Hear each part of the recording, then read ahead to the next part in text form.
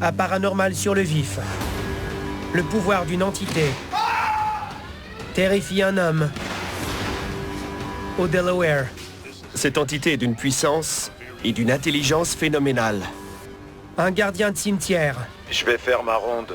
J'aimerais comprendre ce qui se passe. a du mal à gérer Ma chaise? Sérieux? une présence dans sa remise. Qu'est-ce que tu veux? On a du mal à savoir si elle veut communiquer avec lui ou si elle veut juste l'embêter. Une entité mystérieuse apparaît sur un manège avant de disparaître dans les airs. Ces images m'ont fait mourir de peur. Je ne comprends pas comment c'est possible. Et d'autres images paranormales qu'il faudra voir pour y croire. Il vient de s'accroupir.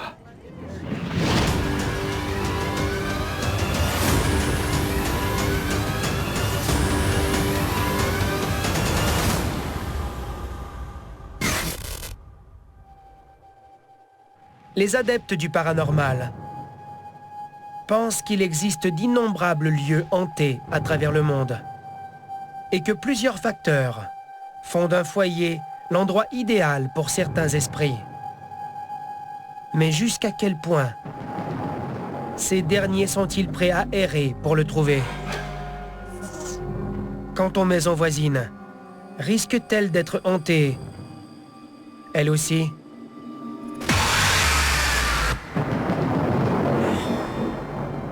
C'est ce qu'un amateur de sensations fortes tente de découvrir. Après avoir acheté une vieille ferme, située à côté d'un lieu hanté. Tout semble indiquer qu'elle est hantée. Elle aussi.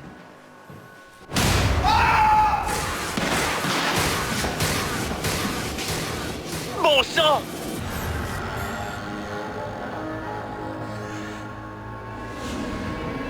Décembre 2023, dans le sud du Delaware.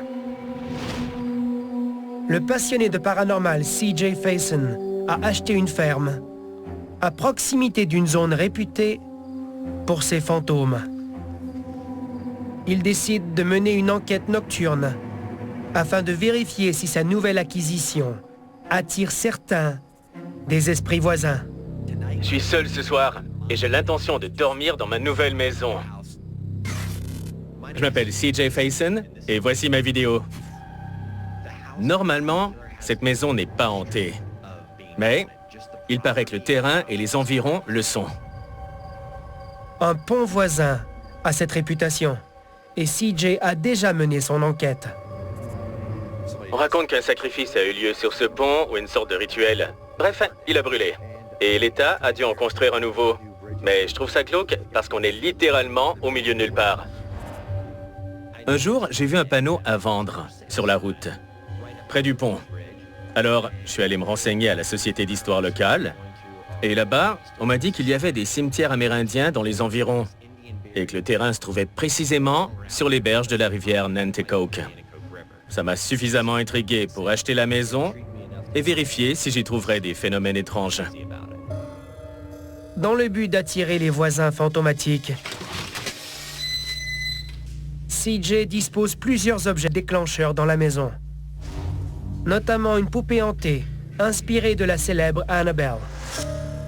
Je déteste cette poupée, au plus haut point. Dès que je l'ai posée ici, l'activité paranormale a commencé à s'intensifier. Et un cercueil. Par ici, j'ai mis un cercueil. Tout à coup,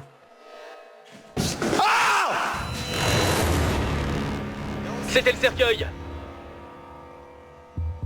C'était le cercueil! un bruit qui, selon CJ, proviendrait du cercueil.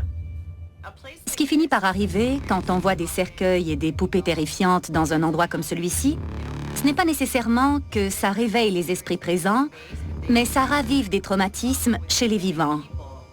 Ça a pour effet de rendre l'environnement angoissant, et alors vous commencez à voir apparaître des phénomènes paranormaux.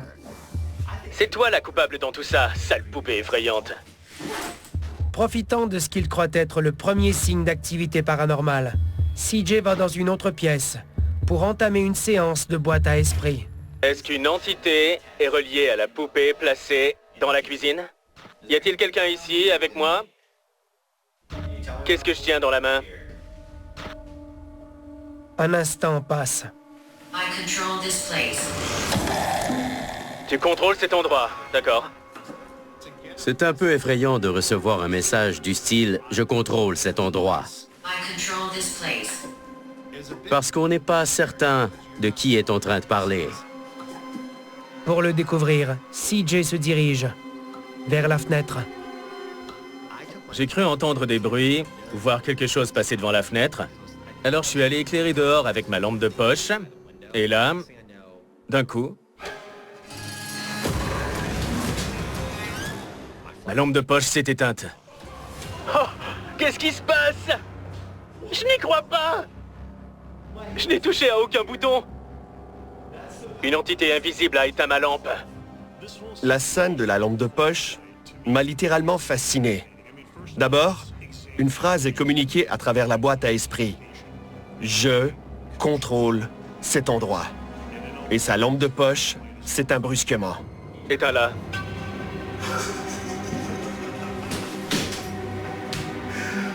Quoi? L'entité l'avertit qu'elle contrôle réellement cet espace. Elle est puissante et très intelligente. Nourris-toi de cette énergie. Je n'en crois pas mes yeux. D'accord. Aussi fou que ça puisse paraître, le phénomène s'interrompt. Je suis resté assis pendant 1h30 ou 1h45 et plus rien ne s'est produit. Puis, j'ai eu l'idée de mettre Annabelle dans le grenier. Et dès les premières marches, je l'ai tout de suite regretté. Annabelle, je t'apporte à l'étage, d'accord? Vous savez quand on entre dans une pièce et qu'on a comme un mauvais pressentiment? C'est ce que j'ai ressenti. En tant que folkloriste, je trouve que ce qui est intéressant, c'est que la poupée n'a pas besoin d'être maudite. Il suffit que CJ la considère comme une sorte de point focal. Tout ce qui se trouve à proximité sera attiré par elle. Elle devient comme un paratonnerre. Et la foudre est sur le point de frapper. J'ai un très mauvais pressentiment.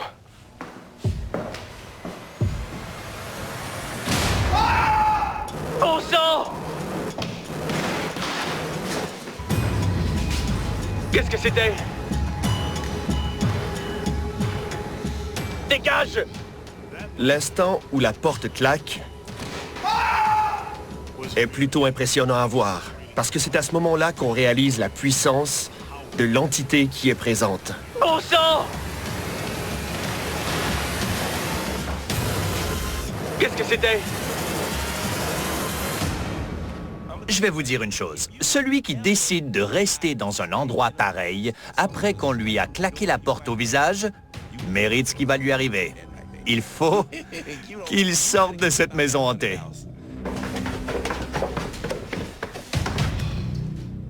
Et c'est ce que fait CJ. Il décide d'écourter tout de suite son enquête. Bon sang! Même si cette nuit-là l'a totalement terrifié, il ne regrette en aucun cas son achat. Depuis le début, ce qui m'intéressait en achetant ce terrain, c'est qu'il se trouvait près d'un lieu hanté, en l'occurrence le pont. Alors, en achetant le terrain, je me suis demandé s'il fallait le défricher complètement et y construire une belle maison, ou s'il fallait que je garde la ferme telle qu'elle et que je tente d'enquêter dans le but de découvrir des réponses qui seraient enfouies là depuis plusieurs siècles. Bon sang!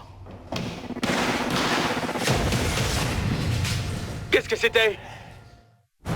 Cet hiver, des travailleurs audacieux, Peut arriver n'importe quoi, n'importe quand. des cascadeurs chargés d'adrénaline.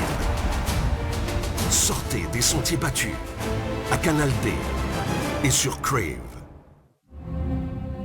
Quand on pense à des objets hantés, on imagine généralement des objets qui sont sacrés, anciens, ou d'une certaine manière, naturellement inquiétants.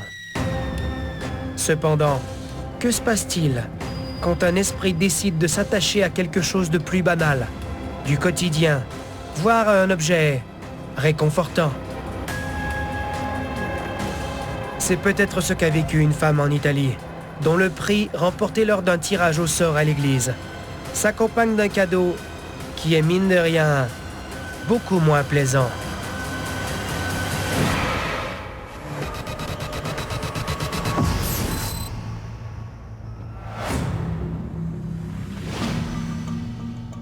Septembre 2016, à Cesena, en Italie. La grand-mère de Simone Botte Bonjour, grand-mère. se plaint qu'il se produit des événements inexplicables chez elle.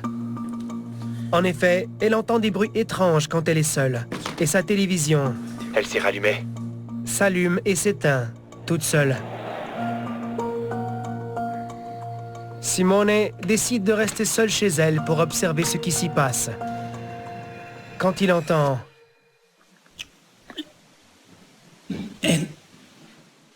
Je ne sais pas si vous entendez. J'entends beaucoup de bruit. Ça vient de l'étage. des bruits mystérieux dans la maison. Juste avant qu'une panne de courant ne survienne. C'est le noir complet. La lumière ne fonctionne pas. Attendez un instant. Et ceci. Je n'en ai pas l'air, mais j'ai très peur. Ça alors?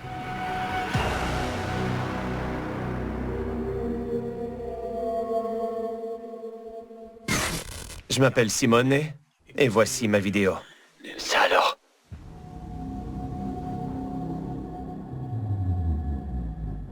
Tout à coup, le lustre derrière moi s'est mis à se balancer. Il n'y avait aucun courant d'air dans la maison. Il se balançait parce que visiblement quelque chose l'avait poussé. Je ferais mieux de partir. C'est ça qui me vient à l'esprit quand je regarde des films d'horreur, donc... Je ne vais pas jouer les idiots. Alors que Simone se dirige vers la sortie, inspectant chaque pièce sur son passage, il se retrouve nez à nez avec ceci. Ce n'est pas vrai!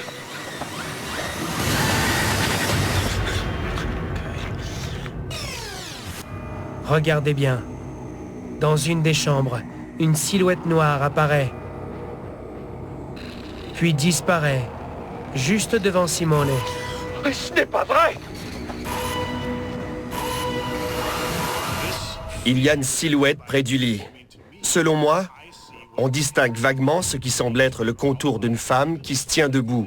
On peut même apercevoir quelques détails. Un esprit s'est manifesté et s'est dévoilé devant Simone, sans l'ombre d'un doute. Il doit être très puissant. Si puissant que Simone s'enfuit. J'avais perdu tous mes moyens. Alors je suis sorti dans la rue, là où je pouvais trouver de la lumière, des gens et des voitures. Simone laisse passer quelques jours avant de trouver le courage de retourner chez sa grand-mère pour passer la nuit dans la chambre hantée. Cette fois, il installe une caméra, espérant filmer une activité paranormale pendant son sommeil. Alors, puisque c'est ici que je vais dormir, il vaut mieux que je filme. Et on va voir ce qui va se passer. Bonne nuit. Vers 5 heures du matin. Écoutez bien.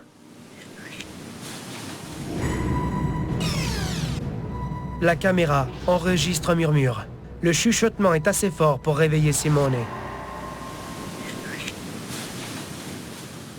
Puis, 20 minutes plus tard, une couverture.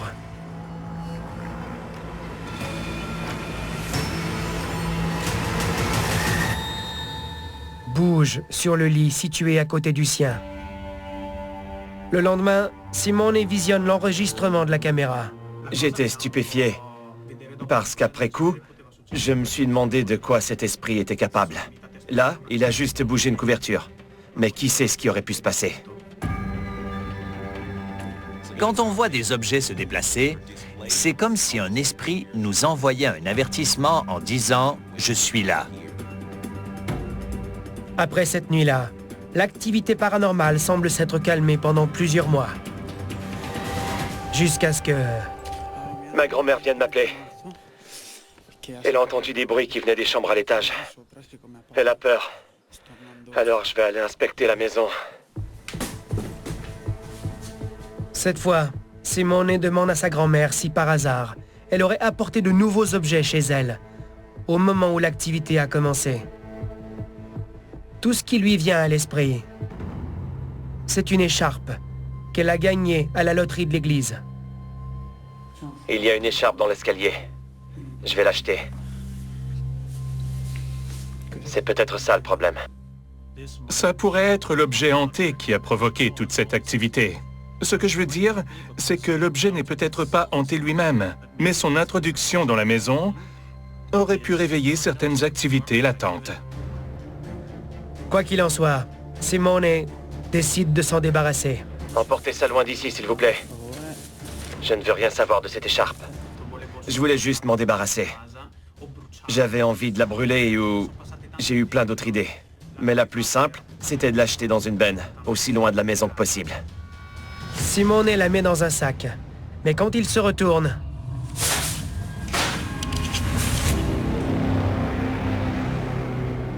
Le sac glisse de la table. Et l'écharpe en sort, toute seule. Je ne me souviens même pas de ce qui m'est passé par la tête à ce moment-là.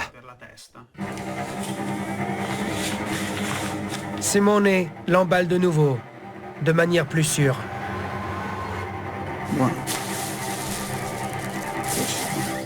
Je l'ai maintenu fermement et je suis vite sorti de la maison. Je voulais vraiment m'en débarrasser.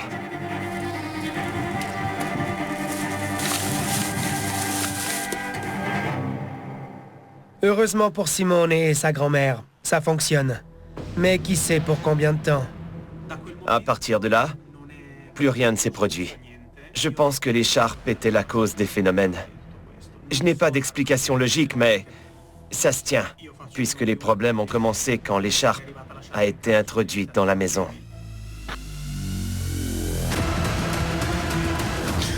C'était pas vrai! Tout ce qui est lourd et volumineux, on l'apporte en camion pendant la période hivernale. Ici, c'est la météo qui décide si ça passe ou ça casse. Ça serait trop facile, tout le monde le ferait. Convoi du Nord, mardi 19h, à Canal D. Selon les croyances, le Bigfoot serait soit une invention mythique, soit un être vivant bien réel, ressemblant à un singe, soit un mélange des deux.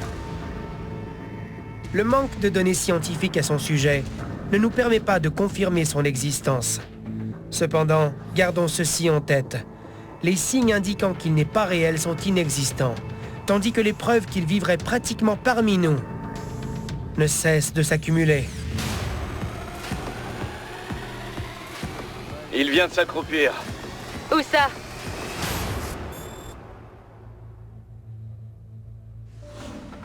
Le 8 octobre 2023, dans le Colorado. Shannon et Stetson Parker sont à bord d'un train voyageant entre Silverton et Durango. Ils espèrent apercevoir des wapitis dans les montagnes. Quand ils remarquent une créature étrange, Shannon prend des photos, tandis que le passager voisin filme avec son téléphone. Il vient de s'accroupir. Où ça? Ah, je le vois.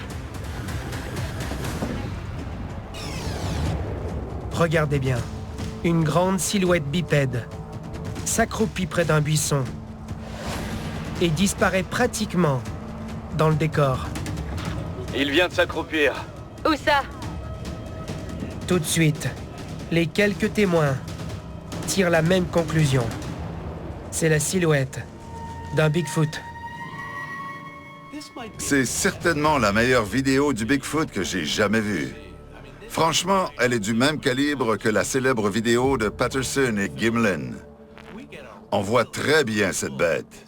On peut en distinguer les détails. Les longs poils bruns, sa posture imposante, ses bras énormes qui semblent puissants et semblables à ceux d'un singe. Il se peut bien que ce soit une véritable apparition du Bigfoot, parce que les Rocheuses en sont un haut lieu d'observation. J'habite dans l'Utah, dans une partie des montagnes Rocheuses, où le Bigfoot est aperçu régulièrement. Alors, il ne serait pas du tout surprenant de le voir dans les environs.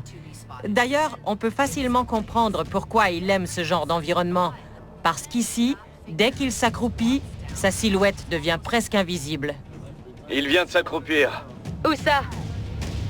Le fait qu'il s'accroupit pour se fondre dans l'environnement me laisse penser qu'il pourrait bien s'agir du Bigfoot. Il veut se cacher pour ne pas attirer l'attention, mais il est aussi conscient du passage du train. Selon Shannon et Stetson, c'est ce qui explique pourquoi, sur les centaines de passagers présents à bord, seuls eux et leurs voisins l'ont aperçu.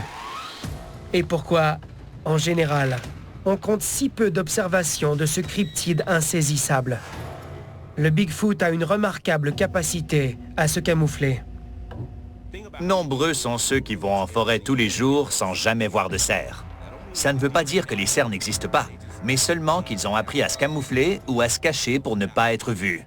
Alors, ce n'est pas parce que quelqu'un va en forêt sans voir de cerfs qu'il n'y en a pas une cinquantaine aux alentours.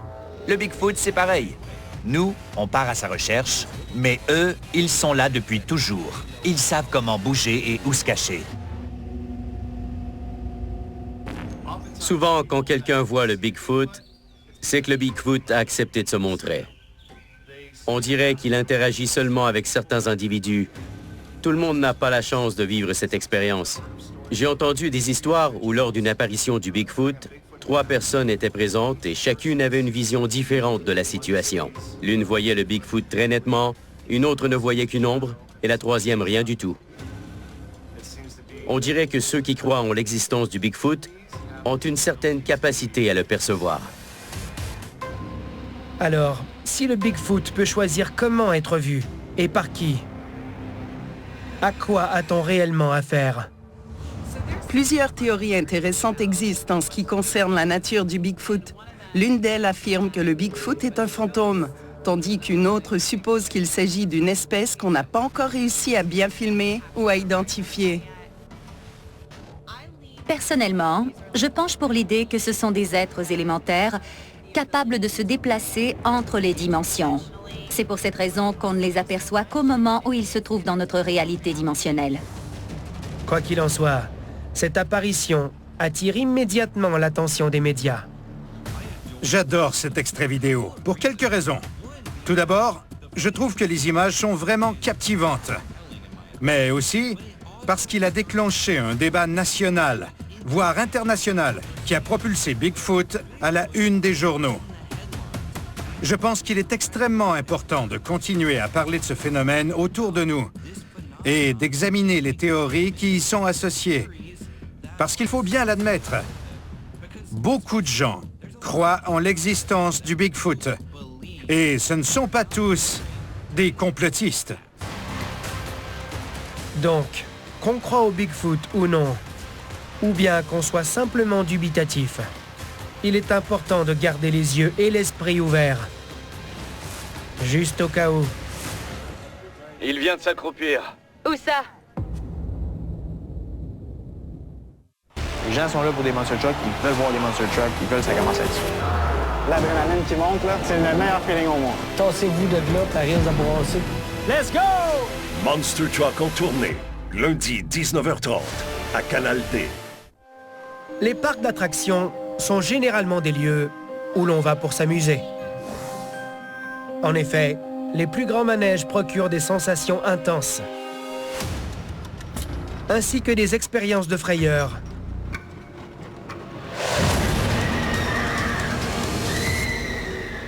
Et de soulagement, qui se répètent encore et encore.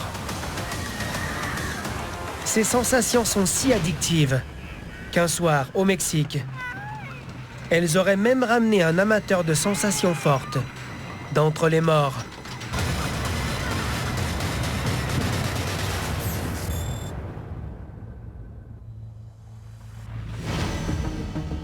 Septembre 2021, à Mazatlan, au Mexique. Lors de la foire annuelle, Gustavo Alcaraz et son jeune frère Giovanni font un tour de Grand 8 appelé le ver de terre. Maman, j'ai peur! C'est terrifiant! Ce soir-là, Gustavo et Giovanni sont pratiquement seuls dans le manège. La moitié des wagons derrière eux sont vides. Encore un tour? Oui, Giovanni. Encore 5 ou 6 tours. Au début, Giovanni est un peu effrayé par le manège.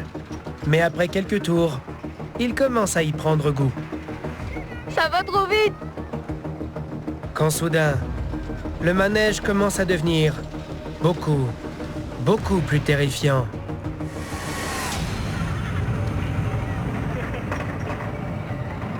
Regardez bien. Quelques instants plus tôt, le tout dernier wagon était complètement vide. Tout à coup, une silhouette noire apparaît. Le passager fantomatique reste là, presque immobile, avant de disparaître. Quand Gustavo et Giovanni regardent la vidéo un peu plus tard, ils sont stupéfaits. Je m'appelle Gustavo Alcaraz et voici ma vidéo.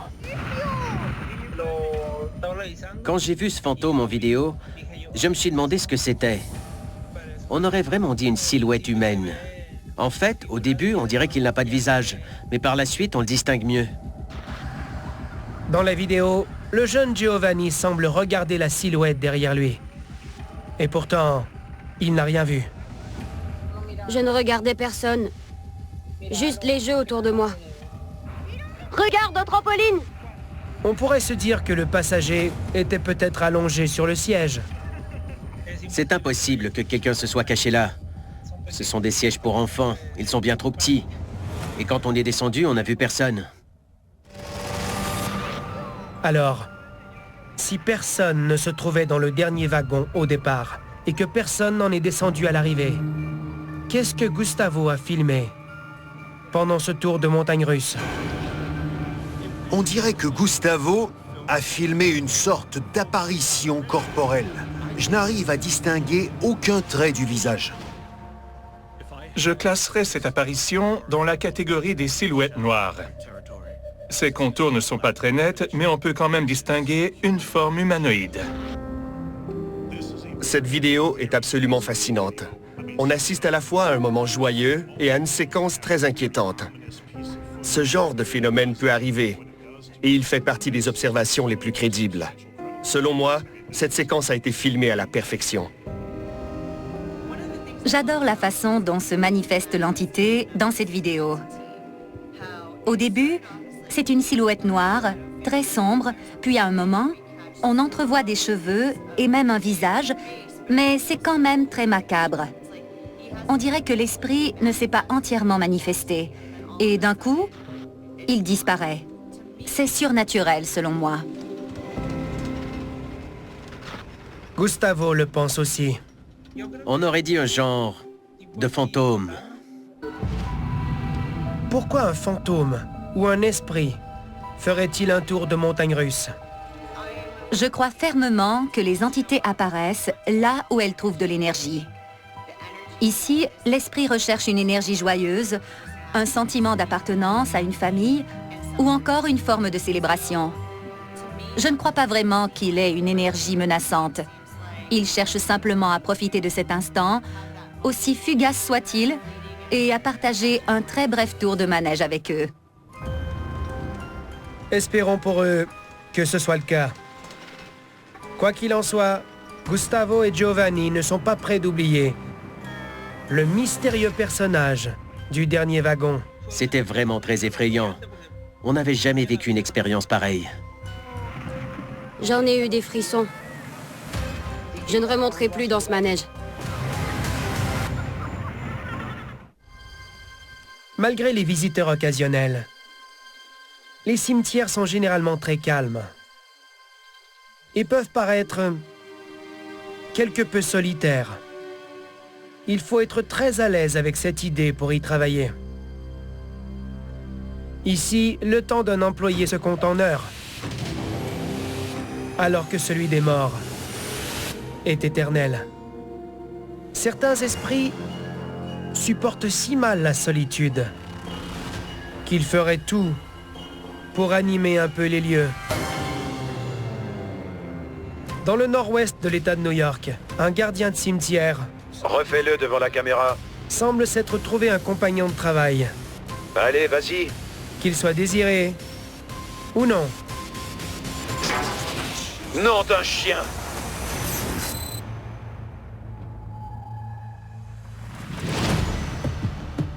Automne 2023, à Herkimer, dans l'État de New York.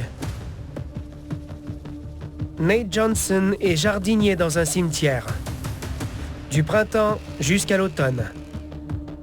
En 3 ans de service, il a été témoin de plusieurs événements étranges dans le cimetière.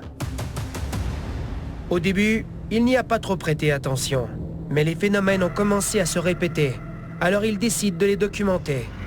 Un jour... Bon mardi à tous.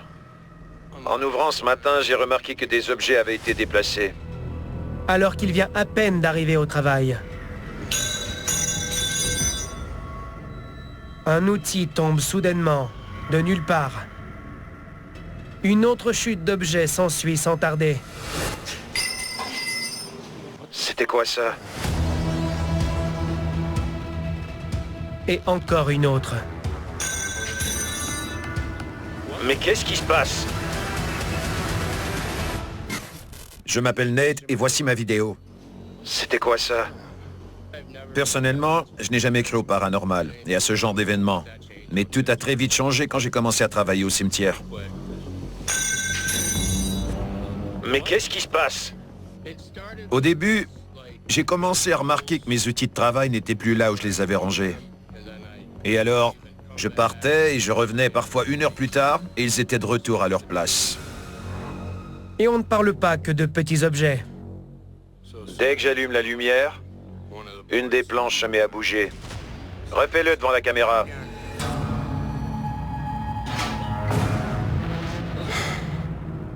Ce sont d'énormes planches qui mesurent entre 2 et 4 mètres de long.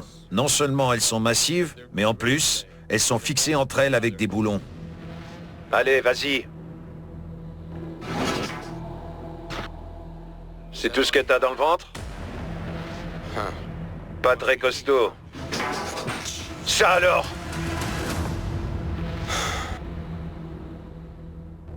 Je ne sais pas quel signal cette entité essaie d'envoyer.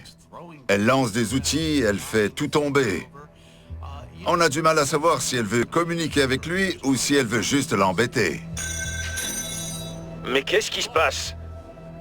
J'ai une théorie pour expliquer le mouvement de ces objets. Peut-être qu'il s'agit du fantôme d'un ancien gardien du cimetière qui n'aime pas trop la façon dont Nate a installé les choses. Peut-être bien. Mais si au début les phénomènes rendent Nate mal à l'aise, il semble avoir trouvé le moyen de vivre avec. Alors, tu n'y arrives plus? Je m'en doutais. Bon sang. On raconte que les esprits se nourrissent de la peur. Ils jouent avec les émotions, alors il ne faut pas les laisser paraître. Bon sang. Je pense que c'était ça la meilleure attitude à avoir. Mais ça a provoqué l'effet contraire. En effet, l'esprit recommence de plus belle. Je vais faire ma ronde. J'aimerais comprendre ce qui se passe. Tu te moques de moi? Pas ma chaise. Vraiment? Pourquoi? Imaginez-vous que ces esprits sont morts depuis 20, 30, 40, peut-être même 90 ou 100 ans. Ils n'ont rien d'autre à faire que d'embêter les vivants. Pourquoi? Qu'est-ce que tu veux? À ce stade, j'ai l'impression que les deux s'amusent ensemble. As-tu besoin d'aide? Qu'est-ce que tu veux? Peu importe l'origine de cet échange surnaturel, Nate veut garder la communication ouverte. J'étais vraiment intrigué. Je n'ai jamais cru au paranormal, mais depuis que je travaille ici, ma curiosité a été piquée. Et maintenant, j'ai envie de mieux comprendre ce qui se passe. Nom d'un chien!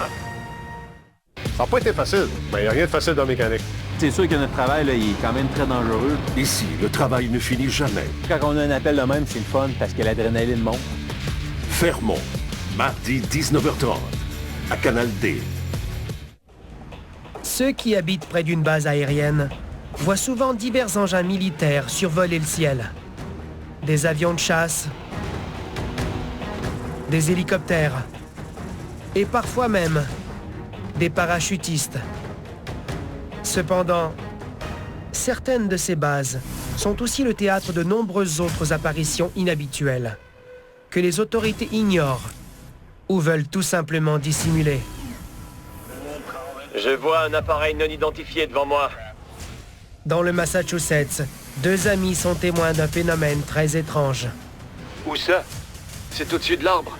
Juste au-dessus. Et le silence des autorités en dit très long. C'est quoi cet engin?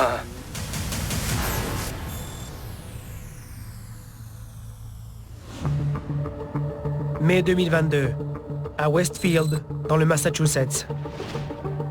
Jeff Wool rend visite à son ami José quand un engin dans le ciel attire leur attention.